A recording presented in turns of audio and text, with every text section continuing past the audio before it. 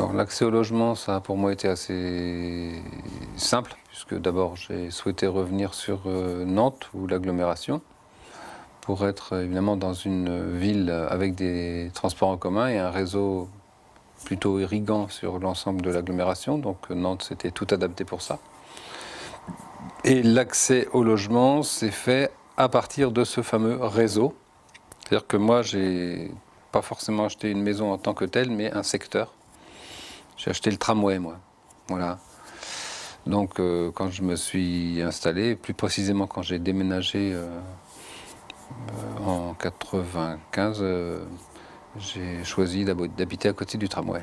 On n'a pas besoin d'adaptation spécifique, si ce n'est que vraiment, mais ça j'insiste parce que c'était tellement important et ça l'est toujours, c'est le secteur géographique. Après, la maison ou l'appartement, on s'en débrouille comme on peut, avec les moyens du bord, avec les envies aussi, les choix qu'on fait. Mais ce qui joue pour moi avant tout, c'est l'autonomie dans les déplacements. C'est pas tant l'accès au logement que l'autonomie en déplacement qui joue. Voilà. Et donc c'est comme ça que ça se lie, au sens de dire que si j'ai un logement qui est à 10 minutes d'un bus ou d'un tramway, ou si j'habite en rural, ça va être plus compliqué de fonctionner au quotidien. En fait. J'étais habitué à me déplacer, sur Paris d'abord. Donc j'ai fait des déplacements compliqués. Donc du coup sur Nantes c'était beaucoup plus simple. Quand on se déplace sur une dalle comme la Défense par exemple, quand on vient ici c'est plutôt facile. Après des espaces comme le commerce ou le cours des 50 otages sont quand même des éléments compliqués puisqu'il y a beaucoup d'espace. Il n'y a pas forcément d'écho, il n'y a pas de rue étroite, et donc du coup, pour suivre un axe avec ce qu'on appelle le sens des masses, c'est très compliqué. Aujourd'hui, ça l'est encore plus avec les zones de rencontre et avec les pistes cyclables qui sont mélangées sur les trottoirs. Les déplacements sont de plus en plus difficiles parce que, d'abord, les personnes qui sont sur les... D'abord, les trottoirs ne sont pas définis. On ne sait pas ce que c'est en France qu'un trottoir. Bon. Donc ça veut dire qu'il n'y a aucun espace de libre pour les piétons. Ça n'existe pas. Il y a des espaces de libre pour les voitures, il y a des espaces de libre pour les vélos, il y a des zones spécifiques ou des zones mixtes, comme on appelle soit les zones 30 ou soit les zones de rencontre. Mais c'est lisible pour les vélos, c'est lisible pour les voitures, mais pour les piétons, non. C'est tellement vrai que sur certains trajets où je me trouve vraiment bien, c'est par exemple quand je marche soit sur une piste cyclable, parce que là j'ai pas d'obstacles, forcément, puisque pour les vélos on en retire tous les obstacles. Les piétons en fait ils vont du côté du trottoir où finalement il y a les poteaux, les terrasses, les bancs, les mobiliers urbains, et c'est en fait on a le reste nous, on a la fin du trottoir, on n'a pas le haut du pavé, non. Nous les piétons on est le long des murs. C'est presque un défi quotidien que j'ai, ça, le transport.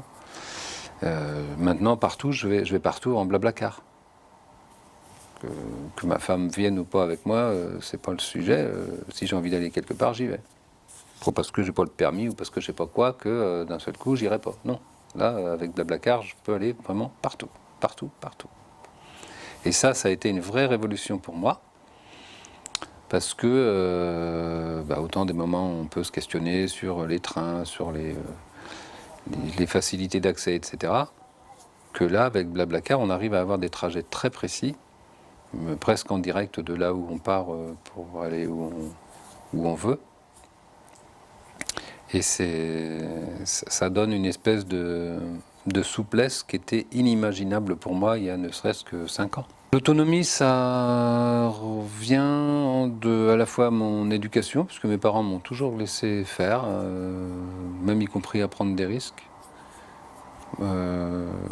Et puis parce que j'ai toujours eu envie de m'organiser moi-même, de vivre ce que j'avais envie de vivre sans dépendre forcément de quelqu'un, même si on dépend toujours un peu de quelqu'un forcément. Mais en limitant, puis surtout en posant les limites, quoi. Moi, c'est ça qui m'a toujours motivé. enfin motivé. Ça m'a toujours questionné ce sujet-là, c'est vraiment de poser les choses. Donc ça veut dire aussi qu'on accepte de faire des demandes d'aide. Franchement, quoi. Voilà, on n'a pas. Parce qu'il y a eu plusieurs étapes. Il y a eu l'étape où je voulais jouer les oraux et que je me débrouillerais tout seul avec ma canne blanche ou mon chien guide et que personne ne me donnerait un coup de main parce que j'étais capable. Voilà, bon. Puis passer cette étape-là, on peut accepter aussi certaines limites parce que c'est vrai que de se débrouiller tout seul, c'est fatigant. C'est très épuisant et de plus en plus encore aujourd'hui, en vieillissant. Non seulement par rapport à l'âge, mais aussi par rapport à l'environnement urbain qui change. Donc c'est de dire l'autonomie, c'est pour moi un élément d'ancrage social. Si j'ai pas ça, je fais plus quoi. Peut-être qu'à un moment donné, je pourrais renoncer. Je recule ce moment-là, je le repousse. Mais je sens bien que des moments, c'est tellement fatigant ou stressant que ben, cette renonciation pourrait arriver. Bon, c'est dans l'adolescence, hein, comme beaucoup de jeunes. J'étais au lycée. Au lycée où, voilà, où on sort, enfin, voilà, comme tout ado. C'est fait de façon naturelle. Dans le cadre de rencontres, d'échanges entre potes, voilà, de discussions, voilà, oui, dans le cadre de soirées, de sorties, comme ça se fait pour beaucoup, en tout cas. Ouais. Il y a toujours des questions qui se posent, mais ouais, est-ce que c'est lié au fait d'être aveugle ou pas? Non, je crois pas forcément. Bah, à un moment donné, il y a la question de l'apparence qui joue forcément. Mais moi, ça m'a pas forcément perturbé, non. En couple, vraiment, oui, j'ai été une fois en couple et ça a fondé ma famille, on peut dire ça comme ça. Bon, ouais, de façon durable, oui, voilà, c'est ça, on peut dire ça. J'avais 19 ans. On s'est rencontrés. Bon, avant, voilà, il y a eu une autre. Mais non, le fait, voilà, de prendre un engagement, ouais, ça s'est fait vers cet âge-là, vers 19 ans. Où du coup, bah, il y avait une complicité, une écoute, un échange, quoi. C'est la découverte de l'autre, c'est l'échange. C'est l'échange avec une femme, c'est l'échange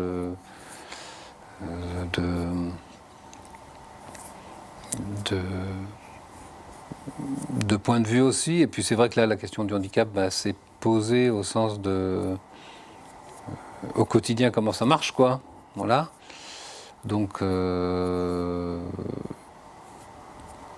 a fallu questionner un peu tous ces sujets-là. Et puis, assez rapidement, on s'est bien mis d'accord, oui, ça, on peut préciser ça, que ma copine à l'époque ou ma femme aujourd'hui n'était ni mon assistante, ni ma secrétaire, ni mon infirmière, ni mon je sais pas quoi, que c'était ailleurs que ça se jouait, quoi. Mais encore faut-il qu'on puisse se le dire, que ni l'un ni l'autre, on attendait ça, en fait. On attendait, enfin, c'était une relation, je veux dire, affective, mais il n'y avait pas d'attendu, comment on pourrait dire, compensatoire sur le sujet, même si, on peut bien dire les choses aussi très nettement, dans un quotidien régulier, il y a toujours ça qui revient, parce que il y a la question de facilité, par exemple, pour la compensation du handicap, ça peut être par exemple de demander un coup de main pour le choix des vêtements. Bon, voilà. Bah, ça, c'est très concret. Bon. Après, pour tout ce qui est autonomie et pour le reste, sur tous les jours, non, il n'y a pas de. Il n'y a pas ni de difficulté particulière, ni de volonté d'une part ou de l'autre non pas de cacher les difficultés, mais de les nier. Non, non, il n'y a pas cette volonté-là. Donc après, c'est le quotidien qui parle. Hein. C'est dans les déplacements, comment je m'y prends. C'est est-ce que je demande à ma femme de m'emmener partout, ou est-ce que, au contraire, je prends les transports en commun. Il y a des personnes qui font le choix de se faire promener partout par leur femme ou par leur mari. Moi, j'avais fait de toute façon tout de suite le choix de me déplacer en transport en commun. Donc, quelle que soit la réunion, quel que soit le lieu où j'allais, c'était moi-même qui m'organisais, et ça dure toujours. Alors, moi, j'ai 3 enfants. Un Lucas qui a 20 ans, un garçon. Alice qui a 26 ans et Pauline qui en a 28. Ma maladie, elle est héréditaire. Donc forcément que ça nous a posé ce genre de questions-là. Sans pour autant nous en empêcher, sans pour autant nous limiter dans ce souhait d'avoir des enfants. À tel point que les 2 premières n'ont pas eu de difficultés visuelles. Et Lucas, le dernier, donc un garçon, mais ça n'a rien à voir. Hein. Le rétinoblastome que j'ai, moi, n'a rien à voir au fait que ce soit une fille ou un garçon. Donc là, c'est tombé sur Lucas. Bon, en même temps, quand il a eu son rétinoblastome, c'est-à-dire il y a exactement 20 ans, il y avait déjà beaucoup de travaux qui avaient été faits en recherche, et du coup, ça lui permet aujourd'hui d'avoir une vue normale. Alors, il a 2 dixièmes sur un œil et 10 sur l'autre. Ça lui permet d'avoir les reliefs, de conduire, etc. Mais il a vraiment ce degré de vision important. Donc c'est juste énorme quand on pense à la recherche et quand on pense aux travaux qu'on peut mener. Parce que de toute façon, Lucas, il n'a plus eu de problème. Enfin, si, sa difficulté visuelle, il l'a toujours sur un œil, mais j'allais dire, c'est réglé. Il est habitué à vivre avec ça, et puis c'est pas une grosse difficulté visuelle qu'il a. Donc, après, à vivre avec ça, nous, ça nous a pas. Ce qui a été plus lourd, c'est les chimios quand il avait entre 2 mois et 18 mois. Ça, oui, c'est dur. C'était violent, ça. Mais après, il grandit comme tous les gamins. Hein. D'aller dans les hôpitaux, les chimios, la lenteur administrative, les chienlits, des papiers, enfin, toute cette dureté, finalement, oui, administrative. Et puis l'incertitude aussi médicale. Alors une fois qu'on était en confiance après avec l'Institut Curie, il n'y a pas eu de soucis du tout. Ça nous a permis de nous poser un peu, mais c'est vrai que d'y aller, on y allait tous les mois presque, même au début tous les 15 jours. Donc c'est violent quoi, parce qu'il faut, en plus on avait les 2 avant, hein, les 2 filles avant, donc